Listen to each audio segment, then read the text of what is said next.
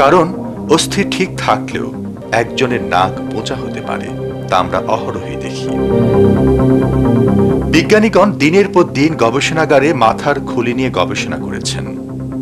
অসম্পূর্ণ অঙ্গগুলোকে কৃত্রিমভাবে পূর্ণতা দিয়ে মূল কাঠামোর সাথে মিলানোর চেষ্টা করেছেন, কিন্তু কিছুতেই কিছু হয়নি।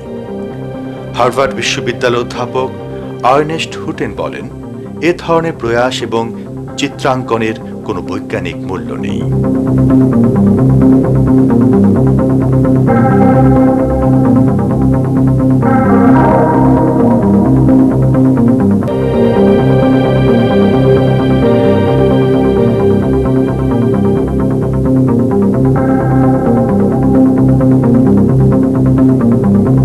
আপনি কৃত্রিমভাবে একটি শিম্পাঞ্জির মাথার খুলিকে দার্শনিকের মনমতো রূপ দিতে পারেন, কিন্তু বিজ্ঞানের নিকট এ ধরনের আরোপিত আকৃতির কোনো মূল্য নেই, বরং তা সাধারণ মানুষকে বিভ্রান্ত করবে মাত্র।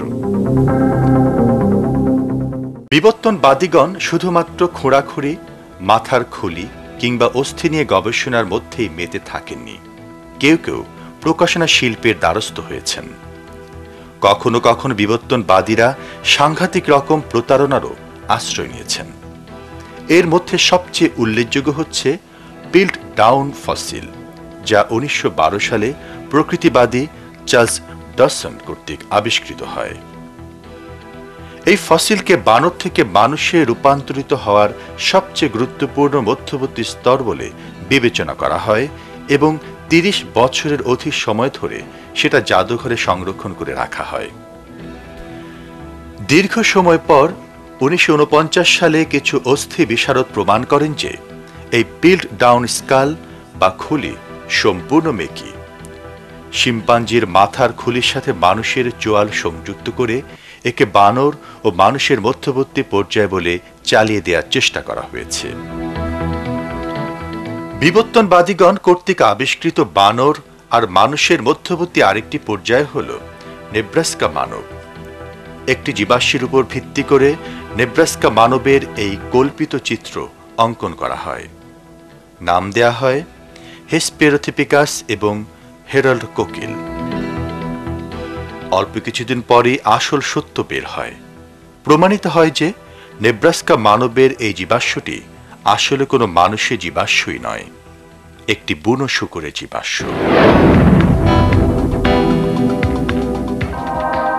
বিবর্তনবাদ প্রমাণের জন্য আরো অনেক জীবাশ্ম করটি সংরক্ষণ করে রাখা হয়েছিল, কিন্তু সেগুলো সবই একে একে ব্যর্থ হয়ে যায়।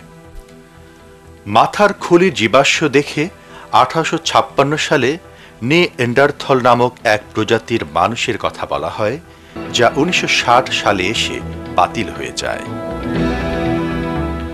1912 সালে প্রকাশিত হয় পিল ডাউন মানুষের কথা। 1953 সালে তা ভুল প্রমাণিত হয়। জিনজেন প্রফেসর কথা বলা হয় 1959 সালে। 1960 সালেই তা মিথ্যা প্রমাণিত হয়। র্যামাপেথিকাস প্রজাতির আবির্ভাব হয় 1964 সালে আর বাতিল হয় 1979 সালে।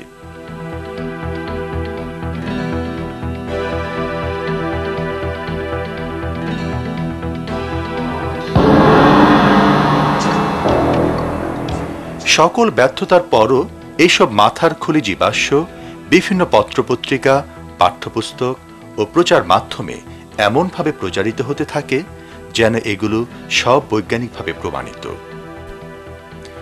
অনেক দেশে সমাজের অনেক গুরুত্বপূর্ণ ব্যক্তি মনে করতে শুরু করেন যে ডারউইন মতবাদ আবার প্রমাণিত হতে যাচ্ছে।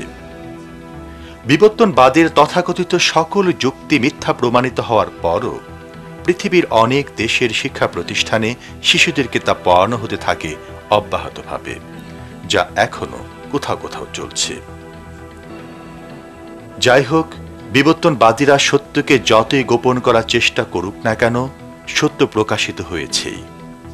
লক্ষণীয় যে বিবর্তনবাদকে প্রমাণ করার জন্য এভলিউশন, ন্যাচারাল সিলেকশন, নিউট্রিশন এবং ফসিল রেকর্ড সহ নানা স্তরে কথা বলা হয়েছে, কিন্তু সব পর্যায়ে তারা ব্যর্থ হয়েছেন। এই বহুরূপী প্রয়াস চালানোর পরও প্রমাণ করা সম্ভব হয়নি যে ডারউইন কথিত বিবর্তনের মাধ্যমে প্রাণী সৃষ্টি হয়েছে। আসলে সত্যের রূপ সব সময় একটি হয়ে থাকে। আর সত্যাশ্রয়ীদের বক্তব্য হচ্ছে বিবর্তন নয়, বরং এক সৃষ্টিকর্তা আল্লাহ রাব্বুল আলামিনের পরিকল্পনায় পৃথিবীর সব উদ্ভিদ রাজি ও প্রাণীকুল সৃষ্টি হয়েছে। ইয়া আইয়ুহাল ইনসানু মা গররাকা বিরাব্বিকাল কারীম আল্লাযী খলাকাকা ফাসাওয়াকা ফাআদালাক ফি আইয়ি সূরাতিন মা শাআ রাক্কাবাক। হে মানব, কে তোমাকে তোমাদের মহান প্রভু থেকে গাফেল করে রেখেছে, যিনি তোমাদেরকে সৃষ্টি করেছেন উত্তম আকৃতিতে এবং পরবর্তীতে তিনিই তোমাদেরকে যেরকম ইচ্ছা আকৃতিতে নিয়ে যাবেন।